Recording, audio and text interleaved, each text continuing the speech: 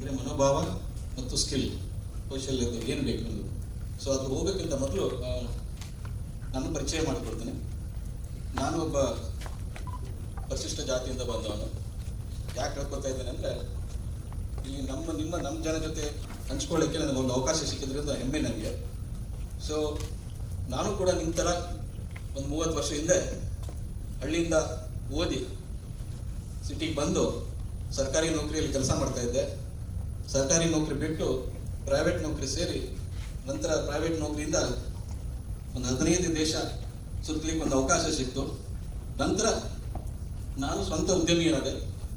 ನಾನು ಒಂದು 2-3 ಜನಕ್ಕೆ ಕೆಲಸ ಕೊಡೋಂಗಾದೆ. ಸೊ ಯಾಕೆ ಹೇಳ್ತಾ ಇದ್ದೇನೆ ಅಂದರೆ, ಇದೆಲ್ಲರೂ ಮಾಡ್ಬೋದು, ಬಟ್ ಮಾಡ್ಲಿಕ್ಕೆ ಏನು ಬೇಕಂದ್ರೆ ಆ ಮನೋಭಾವ, ಅದು ಕೌಶಲ್ಯ ಬೇಕು. ಅದಷ್ಟೇ ಸಿಂಪಲ್ ಆಗಿದೆ. ಅದನ್ನು ನಾವು ಅರ್ಥಕೊಂಡ್ಬಿಟ್ರೆ ಜೀವನದಲ್ಲಿ ನಾವೆಲ್ಲರೂ ಸಕ್ಸಸ್ ಆಗ್ಬೋದು. ಸೊ ಹೇಳೋಕ್ಕಿಂತ ಮೊದಲು ನಿಮ್ಮಲ್ಲಿ ಆಲ್ರೆಡಿ ಯಾರು ಉದ್ಯಮಶೀಲಿದ್ದಾರೆ ಅದಷ್ಟು ಕೈ ಎತ್ತಿ ಸ್ವಲ್ಪ. ಫ್ಯಾಂಟಾಸ್ಟಿಕ್. ಹಾಗೆ ಎತ್ಕೊಂಡೇ ಇರಲಿ.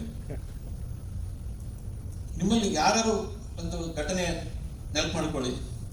ಎಲ್ಲಿ ನೀವು ಒಬ್ಬರಿಗೆ ಏನೋ ಒಂದು ಸಲಹೆ ಕೊಟ್ಟಿದ್ದೀರಾ ಅಥವಾ ಏನೋ ಒಂದು ಕೊಟ್ಟು ಜನಕ್ಕೆ ನಿಮಗೆ ಅದ್ರ ಇದು ಆಗಿ ದುಡ್ಡು ಕೊಟ್ಟಿದ್ದಾರೆ ನಿಮಗೆ, ನಿಮ್ಮ ಸಲಹೆಗೆ ಅಥವಾ ನೀವು ಮಾಡಿದ ಕೆಲಸಕ್ಕೆ ಎಲ್ಲ ದುಡ್ಡು ಕೊಟ್ಟಿದ್ದಾರೆ. ಆ ಥರ ಯಾವ ಥರ ಸನ್ನಿವೇಶಗಳಿದೆಯಾ? ಎಲ್ಲಿ ನೀವು ಯಾರನ್ನೊಬ್ಬರು ಕನ್ವಿನ್ಸ್ ಮಾಡಿ ಏನೋ ಮಾರಾಟ ಮಾಡಿದ್ದೀರಾ? ಆ ಥರ ಯಾವ ಥರ ಸನ್ನಿವೇಶಗಳಿದೆಯಾ? ಮಾಡಿದರೆ ಕೈ ಎತ್ತಿ. ಮೋಸ್ಟ್ ಇಂಪಾರ್ಟೆಂಟ್ ಇನ್ನೊಂದು ಏನಂದರೆ, ನೀವು ದಿನನಿತ್ಯ ನೋಡ್ತಿರ್ಬೇಕಾದ್ರೆ ಒಂದು ಸಮಸ್ಯೆಗಳು ಕಾಣ್ತಾ ಇರುತ್ತೆ. ಈ ಥರ ಸಮಸ್ಯೆಗೆ ಈ ಥರ ಪರಿಹಾರ ನಿಮ್ಮ ತಲೆಗೆ ಬಂದಿದೆಯಾ? ಇದಕ್ಕೊಂದು ಸಮಸ್ಯೆ, ಈ ಪ್ರಾಬ್ಲಮಿಗೆ ಈ ಥರ ಒಂದು ಪರಿಹಾರ ಕೊಡಬಹುದು ಅನ್ನೋದೊಂದು ಅರಿವಿಕೆ ಆಗಿದೆ ನಿಮಗೆ? ಯಾರಿಗೆ ಆಗಿದೆ ಕೈ ಎತ್ತಿ. ಸೊ ಇವರೆಲ್ಲರೂ ಎಂಟರ್ಪ್ರೆನರ್ಸ್. ಎಂಟರ್ಪ್ರೆನರ್ಸ್ ಅಂದರೆ ಇಷ್ಟೇ, ಪ್ರಾಬ್ಲಮ್ ಐಡೆಂಟಿಫೈ ಮಾಡೋದು, ಅದಕ್ಕೊಂದು ಪರಿಹಾರ ಕಂಡುಹಿಡಿಯೋದು. This is called entrepreneurship. So ನಮಗೆ ಒಂದು ಕ್ವಶನ್ ಬರುತ್ತೆ ಈಗ, ಈ ಉದ್ಯಮಶೀಲ ಆಗ್ಬೇಕಂದ್ರೆ ಅತಿ ದೊಡ್ಡ ಅಡ್ಡಿಗಳು ಯಾವ್ಯಾವಿದಾವಪ್ಪ ನಮ್ಮ ತಲೆಯಲ್ಲಿ? ಕೆಲವು ಜನಕ್ಕೆ ದುಡ್ಡು ಅನಿಸ್ಬೋದು, ನನ್ನ ಹತ್ರ ದುಡ್ಡಿಲ್ಲ ಅಂತ ಅನ್ಸುತ್ತೆ. ಕೆಲವು ಜನಕ್ಕೆ ನನ್ನ ಹತ್ರ ಆ ಥರ ಶಿಕ್ಷಣ ಇಲ್ಲ ಅಂತ ಅನ್ಸುತ್ತೆ. ಕೆಲವು ಜನಕ್ಕೆ ನನಗಷ್ಟು ನೆಟ್ವರ್ಕ್ ಇಲ್ಲ, ನನಗೆ ಜಾಸ್ತಿ ಜನ ಗೊತ್ತಿಲ್ಲ, ಹೀಗಾಗಿ ನಾನು ಉದ್ಯಮಶೀಲ ಆಗಲಿಕ್ಕಾಗಿಲ್ಲ. ಸೊ ನಮ್ಮಲ್ಲಿ ತುಂಬಾ ಅನೇಕ ಅಡ್ಡಿಗಳನ್ನು ನಾವು ತಿಳ್ಕೊತೇವೆ. ನನಗೆ ಒಳ್ಳೆ ಐಡಿಯಾ ಇಲ್ಲ ಅಂತಾರೆ ಕೆಲವು ಜನ. ನಾನು ಹಳ್ಳಿಯಲ್ಲಿ ಇರ್ತೇನೆ, ನಾನು ಸಿಟಿಯಲ್ಲಿ ಇದ್ರೆ ಮಾಡ್ಬೋದಿತ್ತು. ಹೀಗೆ ತುಂಬಾ ಕಾರಣಗಳು ನಮ್ಮಲ್ಲಿ ಇರುತ್ತೆ. ಬಟ್ ಇವ್ಯಾವುದು ಕಾರಣ ಇಂಪಾರ್ಟೆಂಟ್ ಅಲ್ಲ. ಕಾರಣ ಇಂಪಾರ್ಟೆಂಟ್ ಇರೋದು ನಮ್ಮ ಮೈಂಡ್ ಸೆಟ್. ಯಾಕೆ ಹೇಳ್ತಾ ಇದ್ದೇನೆ ಅನ್ನೋಕ್ಕೆ ಮುಂದೆ ಕಥೆಗಳು ಹೇಳ್ತಾ ಹೋಗ್ತೀನಿ. ಅವಾಗ ಗೊತ್ತಾಗುತ್ತೆ ದುಡ್ಡು ಮುಖ್ಯ ಅಲ್ಲ, ಶಿಕ್ಷಣ ಮುಖ್ಯ. ಬಟ್ ಅದೇನು ಫಾರಿನ್ ಡಿಗ್ರಿ ಆಗ್ಬೇಕಂತೇನಿಲ್ಲ. ಓಕೆ, ಸಂಪರ್ಕಗಳು ಇರಬೇಕು, ಬಟ್ ಇರಬೇಕಂತ ಏನು 100% ಮ್ಯಾಂಡೇಟ್ರಿ ಇಲ್ಲ. ಬಟ್ ನಮ್ಮಲ್ಲಿ ಏನು ಇಂಪಾರ್ಟೆಂಟ್ ಅಂದರೆ ಮನೋಭಾವ. ಸೊ ಈಗ ಹೇಳ್ದಂಗೆ, ಸೊ ಮುರಳಿ ಸರ್ ನಮಗೆ ತುಂಬ ವಿಡಿಯೋಸ್ ತೋರಿಸಿದ್ರು, ನಾವೆಲ್ಲ ಅಬ್ಸರ್ವ್ ಮಾಡಿದ್ವಿ. ನಮ್ಮ ದಿನನಿತ್ಯ ಸಮಸ್ಯೆಗಳಿಗೆ ಒಂದು ಪರಿಹಾರ ಕಂಡುಹಿಡಿದ್ದಾರೆ. ಲಿಂಬು ಹರಿಯೋದಿರ್ಬೋದು, ಮಾವಿನಕಾಯಿ ಹರಿಯೋದಿರ್ಬೋದು, ಅದಕ್ಕೊಂದು ಪರಿಹಾರ ಜನಗಳ ಕಂಡುಹಿಡಿದ್ದಾರೆ. ಅದಕ್ಕೆ ದುಡ್ಡು ಕೊಟ್ಟು ಖರೀದಿ ಮಾಡ್ತಾರೆ. ಇದೇ entrepreneurship. Solving a problem for people. ಜನರ ಸಮಸ್ಯೆಯನ್ನು ಪರಿಹರಿಸುವುದೇ ಎಂಟರ್ಪ್ರಿನರ್ಶಿಪ್. ಐ ಹೋಪ್ ಸಿಂಪಲ್ ಆಗಿ ಕ್ಲಿಯರ್ ಆಗಿದೆ. ಸೊ ಏನು ಮಾಡಬೇಕಪ್ಪ ಇದರಲ್ಲಿ? ಈ ನಾವು ಎಂಟರ್ಪ್ರಿನರ್ಶಿಪ್ ಆಗ್ಬೇಕಂದ್ರೆ, ನೀವು ಇವತ್ತಿಗೆ ಇಲ್ಲಿ ಬಂದಿದ್ದೀರಾ ಅಂದರೆ ಇದು ಫಸ್ಟ್ ಸ್ಟೆಪ್ ನಿಮ್ಮದು. ನಾನು ಒಬ್ಬ ಉದ್ಯಮಶೀಲ ಆಗ್ಬೇಕು ಅನ್ನೋದು ಇಂಟ್ರೆಸ್ಟಿಂದ ಬಂದಿದ್ದೀರಾ, ಇದು ಒಳ್ಳೆ ಸ್ಟೆಪ್. ಈಗ ನೆಕ್ಸ್ಟ್ ಏನಂದ್ರೆ, ಏನು ಮಾಡ್ಬೇಕಪ್ಪ ನನಗೆ? ನೆಕ್ಸ್ಟ್ ಸ್ಟೆಪ್ ನಮ್ಮ ಸುತ್ತಮುತ್ತಲು ಇರುವ ಪ್ರಾಬ್ಲಮ್ನ ಅಂಡರ್ಸ್ಟ್ಯಾಂಡ್ ಮಾಡೋದು, ಅದನ್ನ ಸ್ವಲ್ಪ ಗಮನ ಕೊಟ್ಟು ನೋಡೋದು. ಅದರಿಂದ ಏನೇನು ಪ್ರಾಬ್ಲಮ್ಗಳಿದೆ, ಅದರಿಂದ ಪೇನ್ ಪಾಯಿಂಟ್ಸ್ ಏನಿದೆ ಅದನ್ನ ಅರಿವು ಮಾಡಿಕೊಳ್ಳೋದು. ಅದಕ್ಕೊಂದು ಪರಿಹಾರ ತಲೆಯಲ್ಲೇ ಥಿಂಕ್ ಮಾಡುವ, ಈ ಥರ ಮಾಡಿದಕ್ಕೆ ಪ್ರಾಬ್ಲಮ್ಗೆ ಇದೊಂಥರ ಪರಿಹಾರ. ಈ ಪರಿಹಾರಕ್ಕೆ ಜನ ದುಡ್ಡು ಕೊಡ್ತಾರೋ ಇಲ್ಲೋ, ಸುಮ್ಮನೆ ಕತೆ ಕೇಳೋಗ್ತಾರೋ. ಯಾವಾಗ ದುಡ್ಡು ಕೊಡ್ತಾರೆ ಅಂತ ಅನಿಸುತ್ತೆ ಅವಾಗ ಒಂದು ಬೆಲೆ ಬರುತ್ತೆ. ಯಾವುದು ಫ್ರೀಗೆ ಜನ ಅಪ್ರಿಷಿಯೇಟ್ ಮಾಡಲ್ಲ. ಸೊ ಹೀಗಾಗಿ entrepreneurship is very simple.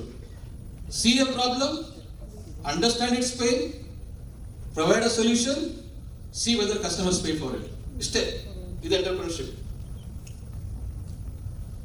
So ನಮ್ಮಲ್ಲಿ ನೋಡ್ತೇವೆ ಆಲ್ರೆಡಿ, ಸುತ್ತಮುತ್ತಲ ನಮ್ಮಲ್ಲಿ already different type of entrepreneurship ಕಣ್ಣಲ್ಲಿ ಕಾಣ್ತಾರೆ. ಒಬ್ಬ ರೈತನು ಕೂಡ ಎಂಟರ್ಪ್ರಿನರ್ಶಿಪ್, ಒಬ್ಬನ ಅಂಗಡಿ ಇಟ್ಕೊಂಡವನು ಒಂದು ಎಂಟರ್ಪ್ರಿನರ್ಶಿಪ್, ಒಬ್ಬ ಚಿತ್ರಕಲೆಕಾರ ಒಬ್ಬನು ಮಡಿಕೆ ಮಾಡೋನು ಎಂಟರ್ಪ್ರಿನರ್ಶಿಪ್.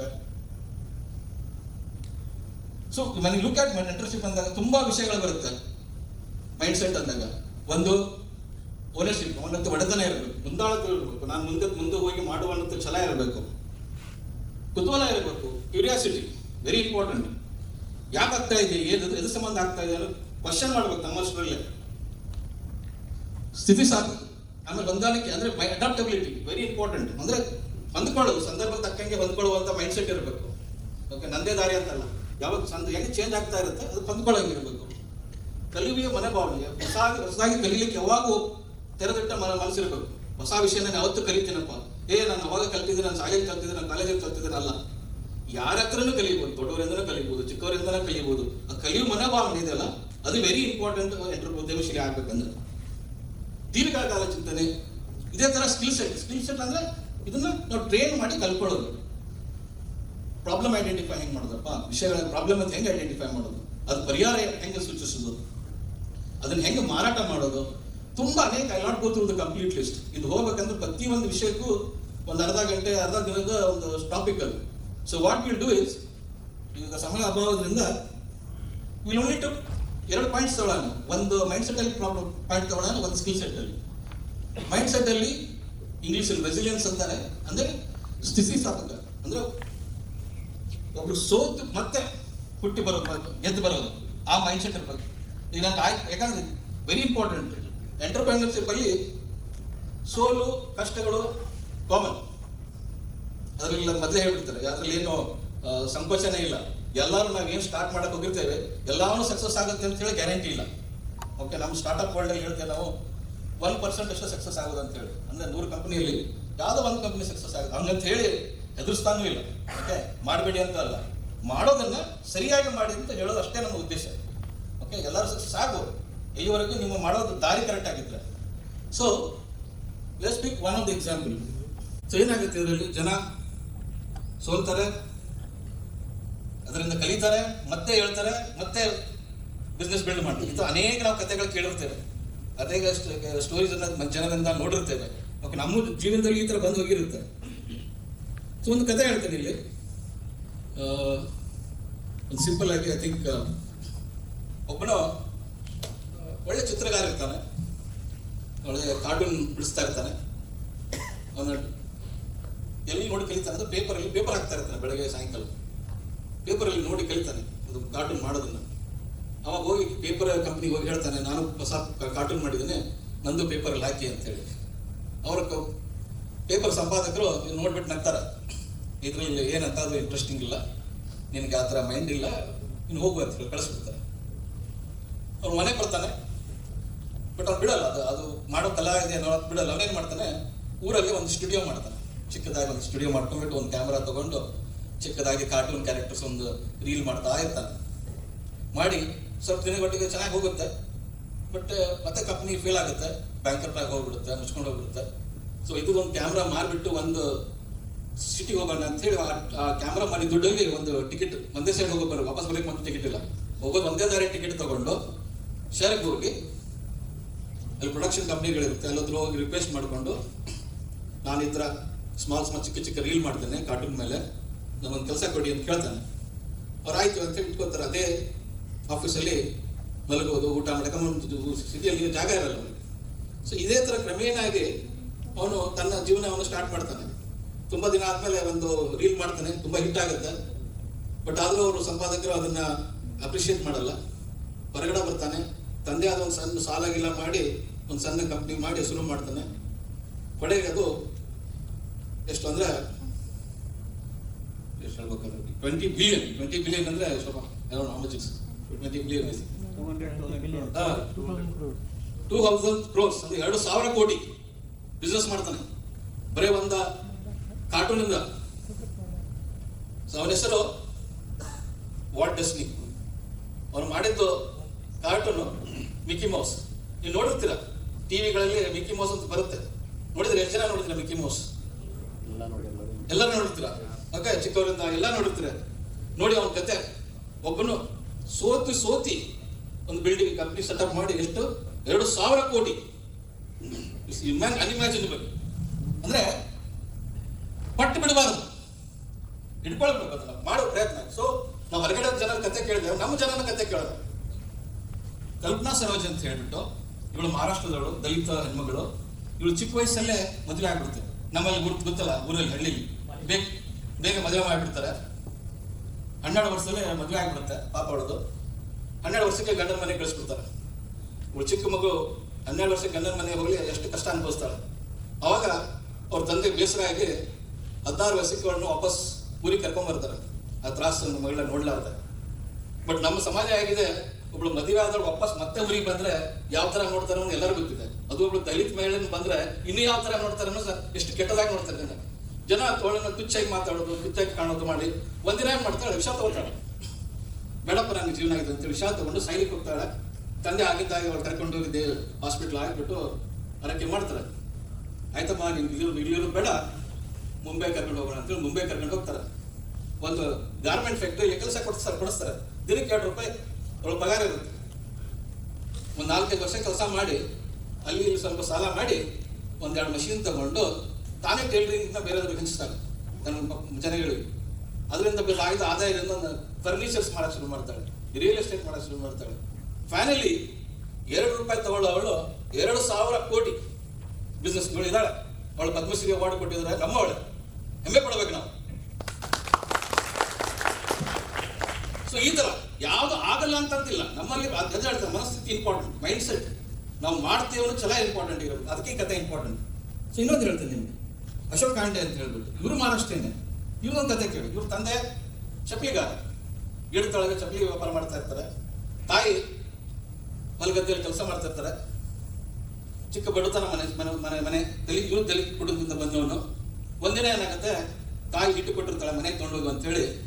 ಮನೆ ತರಬೇಕಾದ್ರೆ ಮಳೆ ಬರೋದ್ರಲ್ಲಿ ಕಾಲು ಜಾರಿ ಹಿಟ್ಟು ನೀರು ಬಿದ್ದುಬಿಡುತ್ತೆ. 2 ದಿನ ಆ ಫುಲ್ ಫ್ಯಾಮಿಲಿ ಉಪವಾಸ ಬೀಳ್ತಾರೆ. ಅವತ್ತು ಅವನಿಗೆ ತುಂಬಾ ಕೆಟ್ಟ ಅನಿಸುತ್ತೆ.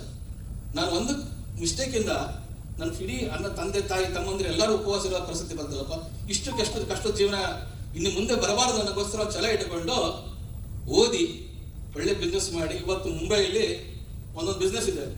4,500 ಜನಕ್ಕೆ ನೌಕರಿ ಕೊಡ್ತಾನೆ. ಓಕೆ, 5,000 ಕೋಟಿ ರೂಪಾಯಿ ಬಿಸ್ನೆಸ್ ಇದೆ. ಇವನು ನಮ್ಮವನೇ. ಸೊ ಇಂಪಾರ್ಟೆಂಟ್ ಏನಂದ್ರೆ ಇಲ್ಲಿ ಸೋಲು ಸಹಜ ಬರೋದು. ಯಾಕಂದ್ರೆ ಎಂಟರ್ಪ್ರಿನರ್ಶಿಪ್ ಅನ್ನೋದೇ ಒಂದು ವಿಭಿನ್ನತೆ ಅದರಲ್ಲಿ ಇರೋದು. ಸಹಜವಾಗಿರೋದು ಅಂದ್ರೆ ಅದು ಬಿಸ್ನೆಸ್ ಅಂತಾರೆ. ಈಗ ಎಂಟರ್ಪ್ರಿನರ್ಶಿಪ್ ವರ್ಸಸ್ ಬಿಸ್ನೆಸ್ ಮ್ಯಾನ್, ವ್ಯಾಪಾರಸ್ಥ ಡಿಫರೆನ್ಸ್ ಏನಂದ್ರೆ, ವ್ಯಾಪಾರಸ್ಥ ಮಾಡೋದನ್ನೇ ಮಾಡ್ತಾ ಇರ್ತಾನೆ. ಉದ್ಯಮಶೀಲ ಏನ್ ಮಾಡ್ತಾನೆ, ಮಾಡೋದ್ರಲ್ಲೇ ಭಿನ್ನತೆ ತಗೊಂಡ್ಬರ್ತಾನೆ, ವೆರೈಟಿ ತಗೊಂಡ್ಬರ್ತಾನೆ. ಯಾವಾಗ ವೆರೈಟಿ ತಗೊಂಡ್ಬರ್ತಾನೆ ಅಲ್ಲಿ ರಿಸ್ಕ್ ಜಾಸ್ತಿ ಆಗುತ್ತೆ, ಫೇಲ್ ಆಗೋ ಚಾನ್ಸಸ್ ಜಾಸ್ತಿ ಇರುತ್ತೆ. ಬಟ್ ಅದರಿಂದ ಆಗೋದು ಇಂಪಾರ್ಟೆಂಟ್ ಏನಂದ್ರೆ ಕಲಿಬೇಕು. ಫೇಲ್ ಆದ ತಕ್ಷಣ ಅದು ಎಂಡಲ್ಲ, ಅದೊಂದು ಸಕ್ಸಸ್, ಅದರಿಂದ ಕಲಿಯೋಕೆ ಒಂದು ದಾರಿ ಅಂತ ಹೇಳೋದು. ಮತ್ತೆ ಮುಂದೆ ನುಗ್ಗಬೇಕು. ಮತ್ತೆ ನುಗ್ಗಿ ಮಾಡಿದಾಗ ಅದ್ರದ್ದು ಸಕ್ಸಸ್ ಸಿಗೋದು ಒಂದು ಕಾರಣ. ನೆಕ್ಸ್ಟ್, ಆಪರ್ಚುನಿಟಿ, ಅವಕಾಶ. ಇದು ವೆರಿ ಇಂಪಾರ್ಟೆಂಟ್. ಆಪರ್ಚುನಿಟಿ ಹುಡುಕೋದು, ಪ್ರಾಬ್ಲಮ್ ಅಲ್ಲೇ ಆಪರ್ಚುನಿಟಿ ಹುಡುಕೋದು, ಇದು ಒಳ್ಳೆ ಇಂಪಾರ್ಟೆಂಟ್. ಅದಕ್ಕೆ ಒಂದೊಂದು ಸ್ಟೋರಿ ಹೇಳ್ತಾರೆ. ಯಾಕಂದ್ರೆ ಸ್ಟೋರಿ ಇಸ್ ವೆರಿ ಇನ್ಸ್ಪೈರಿಂಗ್. ಸ್ಟೋರಿಯಿಂದ ಏನಾಗ್ತೇವೆ, ನಾವು ಕನೆಕ್ಟ್ ಆಗ್ತೇವೆ, ಅದರಿಂದ ಮೋಟಿವೇಶನ್ ಬರುತ್ತೆ. ಲೆಸ್ ಟೇಕ್ ಒಂದು ಕತೆ. ಗುಜರಾತಲ್ಲಿ ಒಂದು 20 ವರ್ಷದ ಹುಡುಗ, ಅವನು ರೈತರ ಮಗನೇ. ಅವನು BSc ಮಾಡಿಕೊಂಡು ಕೆಮಿಕಲ್ ಇಂಜಿನಿಯರಿಂಗ್, ಕೆಮಿಸ್ಟ್ರಿ ಸಬ್ಜೆಕ್ಟ್ ಅಲ್ಲಿ BSc ಮಾಡಿರ್ತಾನೆ. ಏನು ದೊಡ್ಡ ಇಂಜಿನಿಯರಿಂಗ್ ಅಲ್ಲ, ಡಿಗ್ರಿ ಅಲ್ಲ, ನಾರ್ಮಲ್ BSc ಡಿಗ್ರಿ. ಅವನಿಗೆ ಒಂದು ಸರ್ಕಾರಿ ನೌಕರಿ ಸಿಗುತ್ತೆ, ಲ್ಯಾಬ್ ಟೆಕ್ನಿಷಿಯನ್ ಅಂತ ಹೇಳಿ. ಒಂದು ಲ್ಯಾಬ್ ಟೆಕ್ನಿಷಿಯನ್ ಆಗಿ ಕೆಲಸ ಮಾಡ್ತಿರ್ತಾನೆ ಲ್ಯಾಬಲ್ಲಿ. ಅವನಿಗೆ ಒಂದು ಆಪರ್ಚುನಿಟಿ ಕಾಣುತ್ತೆ, ಒಂದು ಅವಕಾಶ ಕಾಣುತ್ತೆ ಊರಲ್ಲಿ. ಏನ್ ಮಾಡ್ಬೇಕಂದ್ರೆ, ಅವನು ಕೆಮಿಕಲ್ ಇರೋದ್ರಿಂದ ಒಂದೇನೋ ಪ್ರಯೋಗ ಮಾಡಿ ಒಂದು ಹೊಸ ಪೌಡರ್ ರೆಡಿ ಮಾಡ್ತಾನೆ. ಪೌಡರ್ ರೆಡಿ ಮಾಡಿ ಅದನ್ನ ಇನ್ನ 1 kg ಪ್ಯಾಕೆಟ್ ಮಾಡ್ಕೊಂಡ್ಬಿಟ್ಟು ಕಂಪ್ನಿಗೆ ಹೋಗಿ ಕೊಡ್ತಾನೆ. ಕಂಪ್ನಿಯವರೇ ಇದನ್ನ ತಗೊಳ್ಳಲ್ಲ ಅಂತಾರೆ, ಇದನ್ನ ಮಾರ್ಕೆಟ್ ಮಾಡಲ್ಲ, ನಾವು ಹೋಗೋದು ಕಳಿಸ್ಬಿಡ್ತಾರೆ. ಇವನು ವಿಚಾರ ಮಾಡ್ತಾನೆ, ಇವ್ ಮಾಡಿದಲ್ಲಪ್ಪ, ಇದ್ರದ್ದು ಅವಕಾಶ ಏನ್ ಮಾಡೋಣ ಅಂತ ಹೇಳಿ. ಇವನಿಗೆ ಆಫೀಸಿಂದ ಮನೆಗೆ 15 ಕಿಲೋಮೀಟರ್ ದೂರ ಇರುತ್ತೆ. ದಿನ ಸೈಕಲ್ ಮೇಲೆ ಹೋಗ್ತಿರ್ತಾನೆ. 15 ಕಿಲೋಮೀಟರ್ ಹೋಗೋದು, 15 ಕಿಲೋಮೀಟರ್ ಬಿಡೋದು. ಏನ ಮಾಡ್ತಾನೆ, ಅವೆಲ್ಲ ಪಾಕೆಟ್ 1 kg ಪಾಕೆಟ್ ತನ್ನ ಸೈಕಲ್ ಮೇಲೆ ಹಾಕೊಂಡ್ಬಿಟ್ಟು ಆ ಹೋಗೋ ರಸ್ತೆಯಲ್ಲೇ ಮನೆ ಬಾಗಿಲು ಬಡದು ತಗೊಳ್ರಿ ಅಂತ ಮಾರಕ್ ಶುರು ಮಾಡ್ತಾನೆ. ಫಸ್ಟ್ 1-2 ಜನ ತಗೊಳ್ಳಲ್ಲ. ಹಂಗೆ ಕ್ರಮೇಣವಾಗಿ ಜನ ತಗೊಳ್ಳಿಕ್ಕೆ ಸ್ಟಾರ್ಟ್ ಮಾಡ್ತಾರೆ. ಯಾವಾಗ ಜನ ತೊಗೊಳಿಕ್ ಸ್ಟಾರ್ಟ್ ಮಾಡ್ತಾರೆ ಆ ಪ್ಯಾಕೆಟನ್ನು, ನೌಕರಿ ಬಿಟ್ಬಿಡ್ತಾನೆ. ನೌಕರಿ ಬಿಟ್ಟು ಫ್ಯಾಕ್ಟ್ರಿ ಹಾಕಿ ದೊಡ್ಡ ಕಂಪ್ನಿ ಮಾಡ್ತಾನೆ. ಎಷ್ಟು 20,000 ಕೋಟಿ ಕಂಪನಿ ಮಾಡ್ತಾನೆ. ಅವನು ಯಾರಿರ್ಬೋದು ಹೇಳಿ? Any guesses? ನಿರ್ಮಾ. ನಿರ್ಮಾ ಹೆಸರು ಕೇಳಿದವಲ್ಲ, ನಿರ್ಮಾ ವಾಷಿಂಗ್ ಪೌಡರ್, ನಿರ್ಮಾ ಕೇಳಿದವಲ್ಲ, ನಿರ್ಮಾ. ಸೊ ಇದೇ ಪೌಡರ್. ಅವಾಗ ನಿರ್ಮಾ ಬಟ್ಟೆ ಒಗೆದ ಪೌಡರು ಫಾರಿನ್ ಕಂಪ್ನಿ ಇರುತ್ತೆ, ಸರ್ಫ್ ಎಕ್ಸೆಲ್ ಇರುತ್ತೆ, ಸರ್ಫ್ ಇರುತ್ತೆ, ಅದು 13 ರೂಪಾಯಿ ಕೆಜಿ ಇರುತ್ತೆ. ಇವನು 3 ರೂಪಾಯಿ ಕೆಜಿಗೆ ಲೋಕಲ್ ಮ್ಯಾನುಫ್ಯಾಕ್ಚರ್ ಕೆಮಿಕಲ್ ಕೆಮಿಸ್ಟ್ರಿ ಇರೋದ್ರಿಂದ ಅದು ವಿನ ತಯಾರಿ ಮಾಡಿ 3 ರೂಪಾಯಿಗೆ ಮಾರ್ತಾರೆ ಅದನ್ನ ಪ್ಯಾಕೆಟ್ ಅನ್ನು. 1/3. ಅವಾಗ ಕಾಮನ್ ಜನಕ್ಕೂ ಶ್ರೀಮಂತರು ಅಷ್ಟೇ ಯೂಸ್ ಮಾಡ್ತಿರ್ತಾರೆ ಸರ್ಫ್ನ. ಇವಾಗ ಸರ್ಫ್ ಎಲ್ಲರೂ ಸರ್ 3 ರೂಪಾಯಿ ಅಂದ್ರೆ ಎಲ್ಲರೂ ಬೈ ಮಾಡ್ತಾರೆ, ಶುರು ಮಾಡ್ತಾರೆ. ಅದರಿಂದ ಒಂದು ದೊಡ್ಡ ಎಂಪೈರ್ ಬಿಲ್ಡ್ ಮಾಡ್ತಾರೆ. ಅಂದ್ರೆ ಅಪರ್ಚುನಿಟಿ, ಅವಕಾಶವನ್ನು ಹುಡುಕಿದ ಅವನು. ನಾನು ಒಂದು ಅವಕಾಶ ಮಾಡಿ ಕಂಪ್ನಿಗಳು ರಿಜೆಕ್ಟ್ ಮಾಡಿದ್ರು. ಸೈಕಲ್ ಮೇಲೆ ತಗೊಂಡು ಮನೆ ಕೆಲವು ಜನ ಅಸಹ್ಯ ಮಾಡಿದ್ರು ಅವನ್ನ, ಹೋಗಪ್ಪ ಹೊರಗಡೆ ಹೋಗ ಅಂತ ಹೇಳಿ. ಅವ್ನು ಬಿಡ್ಲಿಲ್ಲ. ಇವತ್ತು ಅವನು 20,000 ಕೋಟಿ ಒಡೆಯ. ಸೊ ಎಂಟರ್ಪ್ರಿನರ್ಸ್ ಯಾವಾಗ ಐಡಿಯಾನು ಸ್ಟಾರ್ಟ್ ಆಗ್ಬೇಕಂತಿಲ್ಲ, ಸ್ಟಾರ್ಟ್ ಆಗೋದು ಪ್ರಾಬ್ಲಮ್ಸ್ ಇಂದಾನೆ. ಸೊ ಒಂದು ಪ್ರಾಬ್ಲಮ್ ಐಡೆಂಟಿಫೈ ಮಾಡಿ ಅದಕ್ಕೆ ಒಂದು ಸೊಲ್ಯೂಷನ್, ಪರಿಹಾರ ಕಂಡಿಡಿ. ನಂದೇ ಒಂದು ಎಕ್ಸಾಂಪಲ್ ಕೊಡ್ತೇನೆ. ನಾನು ಬೆಂಗಳೂರಲ್ಲಿ ಇದ್ದೆ, ನಾನು ಒಬ್ಬ ಸ್ಟಾರ್ಟ್ಅಪ್. ನಾನು ಬೆಂಗಳೂರಲ್ಲಿ ನಾನು ಬೆಳಗ್ಗೆ ಬರ್ಬೇಕಾದ್ರೆ ಹೇಳ್ತಾ ಇದ್ದೆ ನಮ್ಮ ಕಲೀಗಿಗೆ, ನಮ್ಮ ಅಪಾರ್ಟ್ಮೆಂಟ್ ಹತ್ರ ಪಕ್ಕದಲ್ಲೇ ಒಂದು ಸ್ಕೂಲ್ ಇತ್ತು, ಒಂದು ಇಂಗ್ಲೀಷ್ ಮೀಡಿಯಂ ಸ್ಕೂಲು, ಚಿಕ್ಕ ಮಕ್ಕಳಿಗೆ ಸ್ಕೂಲ್ ಅದು. ತಂದೆ ತಾಯಿ ಮಕ್ಕಳಿಗೆ ಬಿಡ್ಲಿಕ್ಕೆ ಬರೋದು, ಕರ್ಕೊಂಡು ಹೋಗ್ಲಿಕ್ಕೆ ಬರ್ತಿದ್ರು ಸ್ಕೂಲ್ಗೆ. ನಾನು ಬೆಳಗ್ಗೆ ಎದ್ದು ನನ್ನ ಬಾಲ್ಕನಿಯಿಂದ ಕೂತು ಹೊರಗಡೆ ನೋಡ್ತಾ ಇರ್ತಿದ್ದೆ. ಏನಾಗ್ತಿತ್ತು ಅಂದ್ರೆ ಸ್ಕೂಲ್ ಬಿಡ್ಲಿಕ್ಕೆ ಮೆಜಾರಿಟಿ ಆಫ್ ದ ಟೈಮ್ ಹೆಣ್ಮಕ್ಳು ತಾಯಿಯಿಂದಿರೇ ಜಾಸ್ತಿ ಬರೋದು. ತಂದೆ ಅಂದ್ರು ನೌಕರಿಗೆ ಹೋಗಿರ್ತಾರೆ, ಅದು ಎಲ್ಲರೂ ಹೋಗಿರ್ತಾರೆ, ತಾಯಿಯಿಂದಿರೇ ಬರ್ತಾ ಇರೋದು. ತಾಯಿಂದ್ರೆ ಬಂದ್ಬಿಟ್ಟು ಹುಡುಗರನ್ನ ಬಿಟ್ಬಿಟ್ಟು ಅಲ್ಲೇ ನಿಂತ್ಕೋತಿದ್ರು. ಕೆಲವು ಜನ ರೋಡಲ್ಲಿ ನಿಂತ್ಕೋತಿದ್ರು, ಕೆಲವು ಅಂಗಡಿಯಲ್ಲಿ ಕೂತ್ಕೋತಿದ್ರು. ಓಕೆ, ಬಟ್ 4 ತಾಸು ಸ್ಕೂಲ್ ಇತ್ತದು. ಹೀಗಾಗಿ ಮನೆಗೆ ಹೋಗಿ ಮತ್ತೇನು ವಾಪಸ್ ಬರೋದು, ಇಲ್ಲೇ ಟೈಮ್ ಸ್ಪೆಂಡ್ ಮಾಡಿ ಸ್ಕೂಲ್ ಮುಗಿಸ್ಕೊಂಡು ಹೋಗೋಣ ಅಂತ ಹೇಳಿ ತಾಯಿಂದ್ರೆ ವೇಟ್ ಮಾಡ್ತಾ ಇದ್ರು. ನಾನು ನೋಡ್ತಾ ಇರ್ತಿದ್ದೆ, ಟೀ ಕುಡಿತಾ ಒಳಗೆ. ಅವ್ರಿಗೆ ಒಂದು ನೇಚರ್ ಕಾಲ್, ಈವನ್ ಒಂದು ನೇಚರ್ ಕಾಲ್ ಬಂದ್ರು ಹೋಗುವಾಗ ದಾರಿ ಇರಲಿಲ್ಲ. ನಮ್ಮ ಮನೆ ಹತ್ರ ನಮ್ಮ ಅಪಾರ್ಟ್ಮೆಂಟ್ ಅಲ್ಲೇ ಒಂದು ಟಾಯ್ಲೆಟ್ ಇತ್ತು, ಅದನ್ನ ಬರ್ತಿದ್ರು, ಅಲ್ಲಿಗೆ ಬರ್ತಿದ್ರು. ಇವರೆಲ್ಲ ಒಳ್ಳೆ ಮನೆತನದ ಹೆಣ್ಮಕ್ಳು. ಬಟ್ ಅನ್ಫಾರ್ಚುನೇಟ್ಲಿ 4 ಅವರ್ ಅವರು ಗೇಟ್ ಹತ್ರ ನಿಂತರು, ರೋಡ್ ಹತ್ರ ನಿಂತಿರ್ತಿದ್ರು. ನನಗೆ ಒಂದು ತಿಳಿಯೋ ಐಡಿಯಾ ಬಂತು, ಯಾಕಪ್ಪ ಇವರಿಗೆ ಒಂದು ನನ್ನ ರೂಮ್ ತಗೊಂಡು, ಅಪಾರ್ಟ್ಮೆಂಟಲ್ಲಿ ಮನೆ ತಗೊಂಡು, ಇವ್ರು ಆರಾಮಾಗಿ ಕುಂದಿರ್ಲಿಕ್ಕೆ ಒಂದು ಜಾಗ, ಓಕೆ, ಟೈಮ್ ಪಾಸ್ ಮಾಡ್ಲಿಕ್ಕೆ ಟಿವಿ, ಬರೀಲಿಕ್ಕೆ ಬುಕ್ಸ್, ವೈಫೈ ಕೊಟ್ರೆ ರೋಡಲ್ಲಿ ನಿಂತರ ಬದಲು ಇಲ್ಲಿ ಒಳಗಡೆ ಕೂತ್ಕೊಂಡ್ಬಿಟ್ಟು ಬಾತ್ರೂಮ್ ಯೂಸ್ ಮಾಡ್ಬೋದು ಅಂತ ನಾನೇನು ಮಾಡಿದೆ, ನನ್ನ ಅಪಾರ್ಟ್ಮೆಂಟಲ್ಲಿ ಒಂದು ಕೆಳಗಡೆ ಅಪಾರ್ಟ್ಮೆಂಟ್ ಬಾಡಿಗೆ ತಗೊಂಡು ಸೆಟಪ್ ಮಾಡಿ ನಾನು ಹೋಗಿ ಹೇಳಿದೆ, ನಿಂತಿದ್ದ ಹೆಣ್ಮಕ್ಳಿಗೆ ಹೇಳಿದೆ, ಬನ್ನಿ ಇಲ್ಲಿ 5,000 ರೂಪಾಯಿ ತಿಂಗಳ ಕೊಟ್ಟರೆ ನೀವು ಆರಾಮಾಗಿ ನಮ್ಮ ಮನೇಲಿ ಕುತ್ಕೋಬಹುದು, ನೀವು ಫ್ರೆಶ್ ಆಗ್ಬೋದು, ನೀವು ಕೆಲಸನ ಮಾಡ್ಬೋದು, ಎಲ್ಲ ಖುಷಿಯಾಗಿ ಬಂದರು. ಒಂದು ಸಿಂಪಲ್ ಪ್ರಾಬ್ಲಮನ್ನ ನಾವು ನೋಡೋ ದೃಷ್ಟಿ ಬೇರೆ ಇರೋದು. ಅದೊಂದು ಪ್ರಾಬ್ಲಮ್ ಅಂತ ಅಲ್ಲೇ ಬಿಡಂಗಿಲ್ಲ, ಅದನ್ನು ಹೆಂಗೆ ನಾವು ಅದನ್ನು ಅಪರ್ಚುನಿಟಿ ಅಂತ ತಗೊಳ್ತೇವೆ ಅನ್ನೋದು ಇಂಪಾರ್ಟೆಂಟ್. ಸೊ ಈ ತರ ನಾನು ಆ ಕಂಪ್ನಿ ಬಿಲ್ಡ್ ಮಾಡಿ ಆಮೇಲೆ ತುಂಬ ದೊಡ್ಡ ಕಂಪ್ನಿ ಆಯ್ತು. ನೆಕ್ಸ್ಟ್ ಟೈಮ್ ಅಂತ ಕತೆ ಹೇಳ್ತಾರೆ ಬೇರೆ ಟೈಮ್. ಬಟ್ ಎಕ್ಸಾಂಪಲ್ ಏನಂದ್ರೆ ಸಣ್ಣದ್ರಲ್ಲೇ ನಾವು ಕಂಡುಹಿಡಿಬೇಕು. ಸೊ ನಾವು ಅಮೂಲ್ ಕತೆ ಹೇಳಿದ್ವಿ, ಅಮೂಲ್ ಗೊತ್ತಲ್ಲ ನಮಗೆ, ಡೈರಿ ಮಿಲ್ಕ್ ಕತೆ, ನಿರ್ಮಾ ಕತೆ ಗೊತ್ತು, ತುಂಬಾ ಕಡೆ ಈ ತರ ಕತೆಗಳಿದಾವೆ. Very it started by just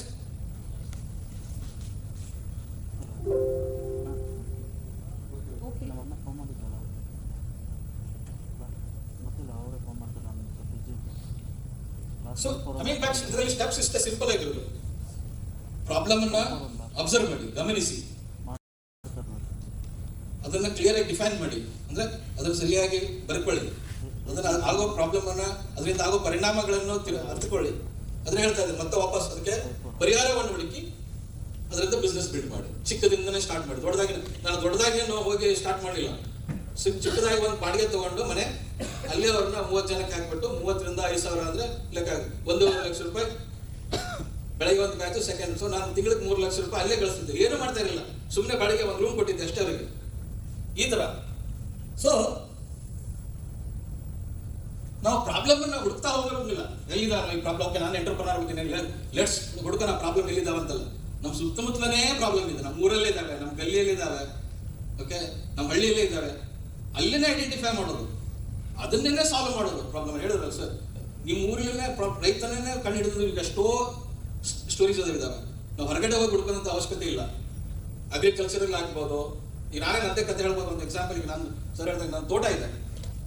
ತೋಟದಲ್ಲಿ 2 ಪ್ರಾಬ್ಲಮ್, ಮೇಜರ್ ಪ್ರಾಬ್ಲಮ್. ಒಂದು ಕಳೆ ಸುಮ್ಮನೆ ಬಿಟ್ರೆ ತೋಟದಲ್ಲಿ ಬೆಳೆ ಎಲ್ಲ ಈಗ ಕಳೆ ಬರ್ತಾನೆ ಇರುತ್ತೆ.